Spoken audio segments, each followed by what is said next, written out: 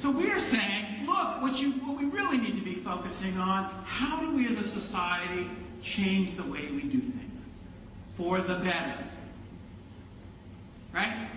I've heard this theme, a lot of wonderful presentations this week, and people said, Ken said it earlier, in the battle star somewhere where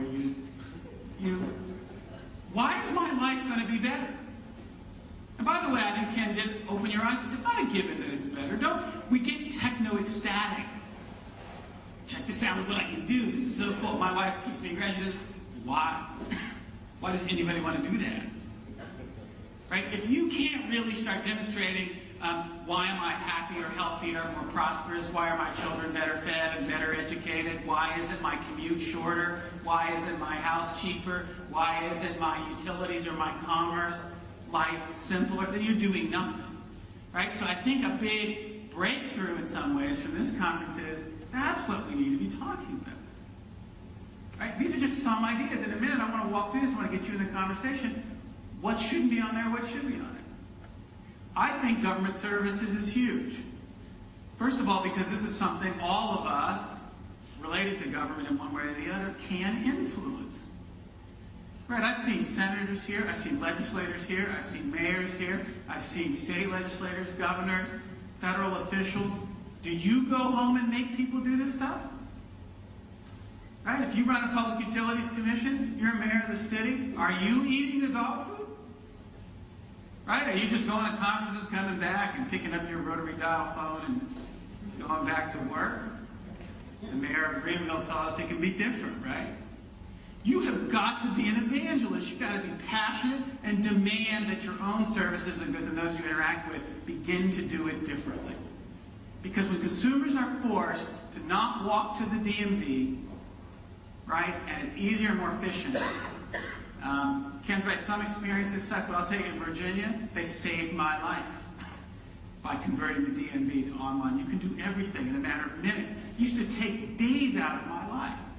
Now, by the way, if you happen to be poor and have a 9-to-5 job and you can't go sit in the DMV all day. Right? If you can knock this out in 2 minutes when you get home, that's a value. Government services, why can't we take command of that problem? We should not one of us should be. We should make a commitment here. We will not work in organizations that are not committed to trying to bring more services to consumers in an easy, accessible way using the tools. Right? I'll give you a big example. You know, I listen to these conversations. How many people know Wikipedia? How many people know what a screwdriver looks like? How many people know how to use a screwdriver? How many people actually know how to build and use a wiki? One, and she's 20-something.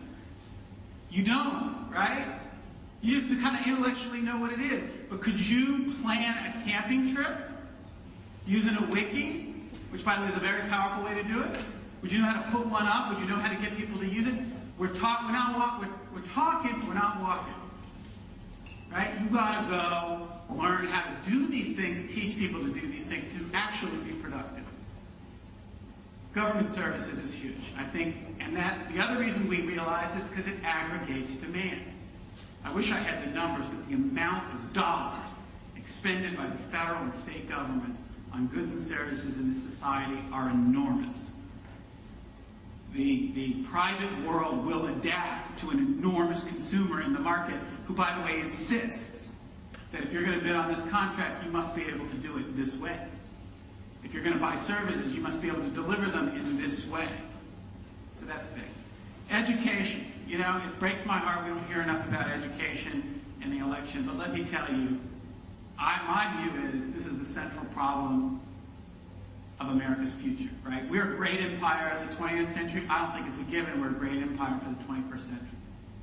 And I'm not so sure we're on track. We have more kids coming through the system than the system can handle.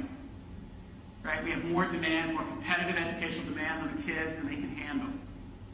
Combat multiplier. We heard a great presentation this week about community colleges and virtual classrooms online. My son's at the University of Arizona. He has 5 classes, 2 of which are exclusively online. Imagine if he had never seen a computer in high school. Imagine if he didn't know how to use a web page, and he shows up at college and says, oh, by the way, there's no class to go to. This is what you have to do, and this is the first time you're ever seeing it? You're in huge trouble. Society just already took a class of people who are already behind and put them further behind. That has to be fixed. And if you can access information from the entire world record online, that's a proposition that if you're a parent who cares, I'll argue that you're irresponsible if you don't have a computer. You telling me you've got 3 television sets in this house, but not 1 computer for your kid? I bet you they all don't have any problem adopting to buying a $180 Xbox, or Wii, PlayStation 3, and the $60 games that go with it. But do you care about whether they're educated? That was an amen, computer style. So, entertainment, we think this is funny. We tend to get highbrow, we're all bright intellectuals, we expect you to do the highbrow things. But let's face it, we like to play in America. And playing sells. And I don't have any problem being utterly shameless about giving you a little piece of chocolate to get you to come in and eat the string beans. I think that as more and more kinds of entertainment begin to take place online, you will give people some reasons to be interested. And it's certainly, even if it's not an adoption issue, which you're going to get to, it's certainly a driver. Bill's in the investment business like me. You want to look at gaming industry as something that's on fire. So how do we tap that?